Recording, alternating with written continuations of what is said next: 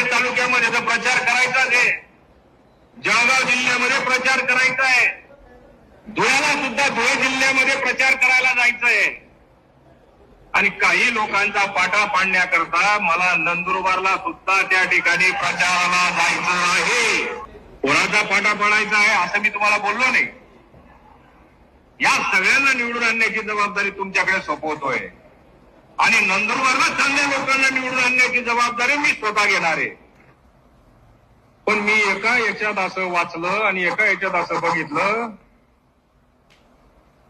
मी ऍक्सिडेंटने आमदार झालेलो आहे. त्यामुळे ऍक्सिडेंट कोणता आणि चांगलं कोणतं याच्यामधला फरक आतापर्यंत जर का कोणाला समजत नसेल तर त्यांनी राजकीय क्षेत्रात थोडा कमी अभ्यास केलेला आहे. परत एकदा नंदुरबारला जा, तिथं पडा आणि त्याच्यानंतर मग परत इकडे तुम्ही अभ्यास करायला या. कोण कोणत्या पक्षात जातं त्याचा काही आमचा संबंध नाही.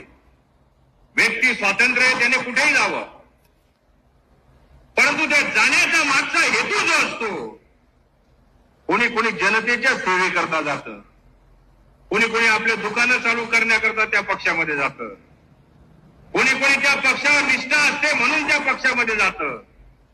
आणि साहेबराव दादा, तुमचं म्हणणं खरं आहे, काही काही लोक ज्या पक्षात जातात ते काही ना काही चाफायला जातात. आणि चाफलतात का बरं आहे ते मला चांगलं माहिती, कारण मी नंदुरबारचा पालकमंत्री राहून चुकलेलो आहे.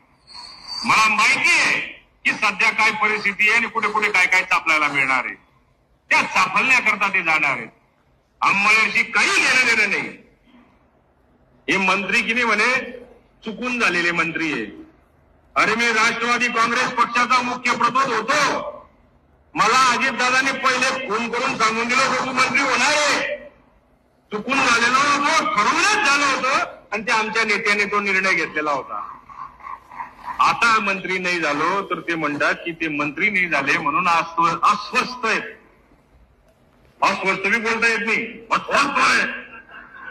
पण काय बोलायचं काय नाही. अरे आपण नेता विजायलेत, दुर्भाग्यातून का व्हायना या तालुक्याना आमदार व्हायले. आपली छवी कशी पाहिजे, चला या अंमळनेरची संस्कृती कशी आहे, त्या संस्कृतीला साजेसं आपल्याला वक्तव्य करता आलं पाहिजे.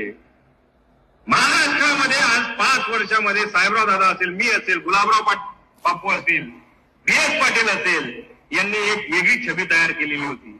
त्या छबीला मागच्या 2014 ते 19 त्या छबीला सगळा काळीवा पुसून गेलेला आहे, लावला गेलेला आहे.